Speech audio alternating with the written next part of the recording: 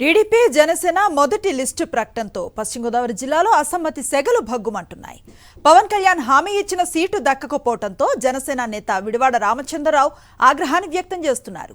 విడివాడ ఇంటికెళ్లిన జనసేన అధ్యక్షుడు కటికలపూడి గోవింద్కు చేదు అనుభవం ఎదురైంది. గోవింద్పై జనసేన పార్టీ కార్యకర్తలు ప్రశ్నల వర్షాన్ని కురిపించారు. పవన్ కళ్యాణ్ కంటే తమకు విడివాడ రామచంద్రరావే ముఖ్యమని తేల్చి చెప్తున్నారు జనసేన కార్యకర్తలు. టీడీపీ జనసేన మధ్య టికెట్ల ఫైట్ ఇంకా కొనసాగుతూనే ఉంది. జనసేన టికెట్ను ప్రకటించకపోవడంతో తూర్పుగోదావరి జిల్లా చితాపురం ఆలయం వద్ద జనసేన నేత పాటంశెట్టి దంపతులు చేపట్టిన నిరాహార దీక్ష కొనసాగుతోంది. దీంతో అక్కడి పరిస్థితి ఉద్రిక్తతలకు దారితీస్తోంది. జరిగిన అన్యాయాన్ని నిరసిస్తూ నిన్న సతీ సమేతంగా పాదయాత్ర చేస్తూ ఆలయం వద్దకు వెళ్లగానే పోలీసులు అడ్డుకున్నారు. దీంతో ఆలయం వద్దే నిరాహార దీక్షను చేపట్టారు. నిరుపేదలు, డబ్బు లేని వాళ్లు కష్టపడి పనిచేసినా అసెంబ్లీకి వెళ్లలేరా అంటూ తీవ్ర ఆవేదన వ్యక్తం చేస్తున్నారు పాటంశెట్టి దంపతులు.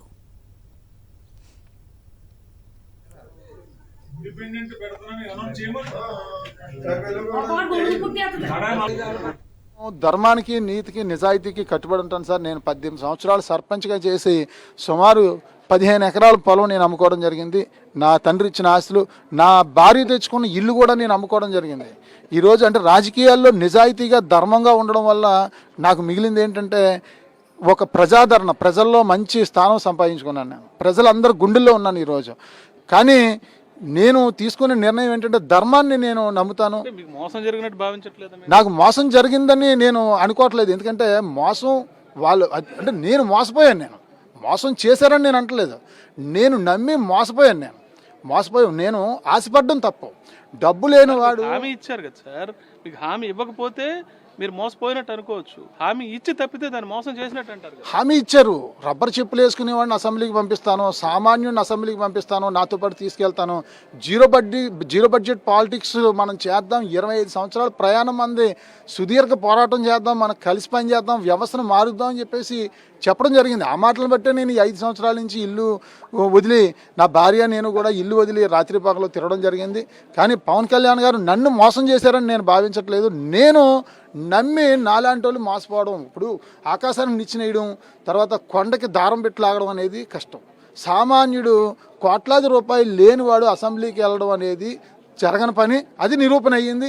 నాలాంటి సామాన్యుడు, నాలాంటి నిరుపేద, నాలాంటి రబ్బర్ చెప్పులు వేసుకునేవాడు, మంచి ఆశయాలు, సిద్ధాంతాలు ఉన్నా సరే వ్యవస్థను మార్చేద్దాం, అవినీతి లేని రాష్ట్రాన్ని చేద్దాం, మరి మద్యం డబ్బు పంచకుండా గెలిచేలా చేసి నిజాయితీగా సుపరిపాలన చేద్దాం, ప్రజా పరిపాలన చేద్దాం అనే ఆశలు వదులుకోవాలి నాలాంటి వాళ్ళని చెప్పేసి ఈ అంతిమ ఆమరణ నిరాహార దీక్ష ద్వారా, ఈ ఆమరణ నిరాహార దీక్ష చేయడానికి ప్రధాన కారణం ఏంటంటే నాలాంటి వాళ్ళు ఎంతోమంది రాష్ట్రంలో పార్టీలు నమ్మి సీటు వస్తుంది, వ్యవస్థ మారుద్దాం, రబ్బర్ చెప్పులు వేసుకునేవాడు కూడా అసెంబ్లీకి వెళ్ళొచ్చు అని ఆశపడి నాలాంటి వాళ్ళు ఎంతోమంది మరి ఇల్లు ఒళ్ళు గుల్ల చేసుకుని అప్పులు పాలైన పరిస్థితులు ఎన్నో ఉన్నాయి.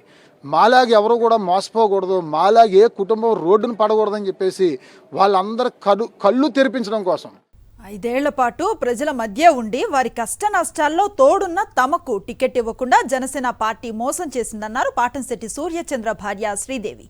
కేవలం డబ్బు లేదన్న కారణంతోనే పవన్ కళ్యాణ్ టికెట్ను కేటాయించలేదన్నారు. తమతో పాటు పార్టీని నమ్ముకున్న క్యాడర్ కూడా మోసపోయిందన్నారు శ్రీదేవి. ఇదో పెద్ద గుణపాఠమని, యువత తల్లిదండ్రులను, కుటుంబాలను వదిలి పార్టీ కోసం బయటకు రావద్దన్నారు. జనసేన పార్టీని నమ్ముకుని మోసపోయినందుకు తమకు తామే శిక్షణ విధించుకుంటూ ఆమరణ దీక్ష చేపట్టామన్నారు పాటంశెట్టి సూర్యచంద్ర భార్య శ్రీదేవి. తప్పు ఎవరిది అంటే తప్పు మాదే అని మేము అనుకుంటున్నామండి. ఎందుకంటే సామాన్యులు అసెంబ్లీలోకి వెళ్ళాలి, ఒక వ్యవస్థ మార్చేయాలి అని చెప్పేసి మేము ఒక ఉద్దేశంతో 5 సంవత్సరాల నుంచి ఇంటి నుంచి బయటకు వచ్చాము. ఇంటి నుంచి బయటకు వచ్చి ఒక 2 సంవత్సరాలు ఇంటికి వెళ్ళి మళ్ళీ వచ్చేవాళ్ళం. 3 సంవత్సరాల నుంచి అయితే ఇంటికి కూడా వెళ్లకుండా తల్లిదండ్రుల్ని, అత్తమామల్ని, పిల్లల్ని కూడా వదిలేసుకుని బయట తిరుగుతూ ఉన్నాం. ఇదే విధంగా మా జన సైనికులందరూ కూడా తోడుగా నిలిచారు. యువత రాజకీయాల్లోకి రావాలి అని చెప్పి పవన్ కళ్యాణ్ గారు పార్టీ పెట్టారు.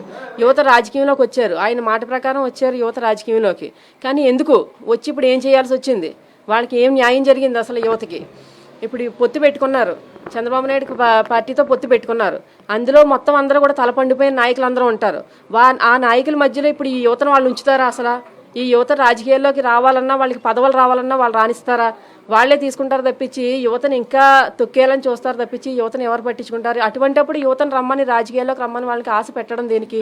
ఆయన ఇప్పటికీ కూడా పవన్ కళ్యాణ్ గారే నా దేవుడు, పవన్ కళ్యాణ్ గారు నాకు అన్యాయం చేయలేదు అని చెప్పేసి అంటున్నారు, కానీ నేనైతే దానికి ఒప్పుకోను. ఎందుకంటే ఆయన మొదట్లోనే మీరు తిరగొద్దు, మేము సామాన్యులకి ఇవ్వం, అన్ని పార్టీలాగే మేము చేస్తాం, 100-200 కోట్లు ఉన్న వాళ్ళకే ఇస్తామని చెప్పేసి అంటే మేము ఆశపడం కదా. ఏదో ఒక విధంగా వ్యవస్థను మార్పు చేయాలని అనుకోం కదా. మేము కూడా సాధారణంగా మా జీవితాలు ఏమో మేము బతుకుతాం. పిల్లల్ని వదిలేసుకుని, ఇల్లును వదిలేసుకుని, తల్లిదండ్రులను వదిలేసుకుని ఇలా తిరిగి ఉండేవాళ్ళం కదా 5 సంవత్సరాలు. ఒక ఆడదే ఒక ఇంట్లోంచి బయటకు వచ్చి ఒక రోజు ఉండగలను, 2 రోజులు ఉండగలను, చుట్టాల ఇంట్లో కూడా ఉండలేరు.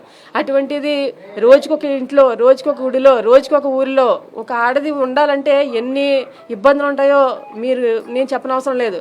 అలా మొత్తం అన్ని త్యాగాలు చేసి మేము ఇలా ఇంతకాలం తిరిగాము. ఆ సంగతి తెలిసి కూడా కష్టపడే వాళ్ళని ఎవరికి అన్యాయం చేయను అని చెప్పిన ఆయనే ఈరోజు వేరే పొత్తు ధర్మం అని చెప్పేసి ఇవ్వడం ఎంతవరకు ధర్మం అని చెప్పి నేను అడుగుతున్నాను. అందుకని నేను మా ప్రాణత్యాగం చేసి, మా ప్రాణత్యాగం ద్వారా అందరికీ నవ్వుతలుగా అనిపించవచ్చు, ఏంటి పిరికి వాళ్ళ ప్రాణం తీసుకుంటాం అంటున్నారని చెప్పి. ఇది మేము పిరికితనంతో తీసుకున్న నిర్ణయం కాదు, ఆవేదనతో 5 సంవత్సరాల నుంచి తిరిగిన కష్టంలోంచి వచ్చిన ఆవేదనతో.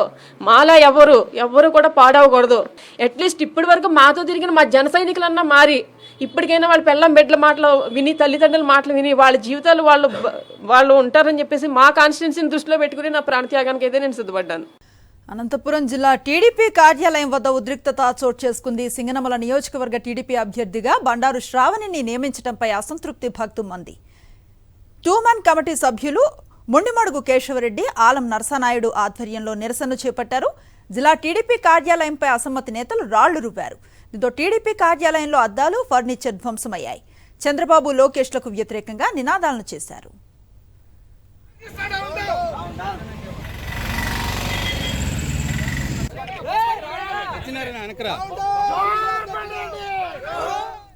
పశ్చిమ గోదావరి జిల్లా ఉండి నియోజకవర్గం టీడీపీలో టికెట్ల కేటాయింపు చిచ్చురేపింది.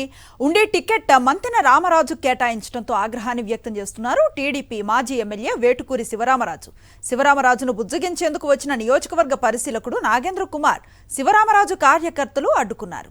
దీంతో శివరామరాజు కార్యాలయం వద్ద ఉద్రిక్త పరిస్థితి ఏర్పడింది. టీడీపీకి వ్యతిరేకంగా కార్యకర్తలు నినాదాలు చేశారు. దీంతో చేసేదేం లేక పరిశీలకుడు నాగేంద్ర కుమార్ అక్కడి నుంచి వెళ్లిపోయారు.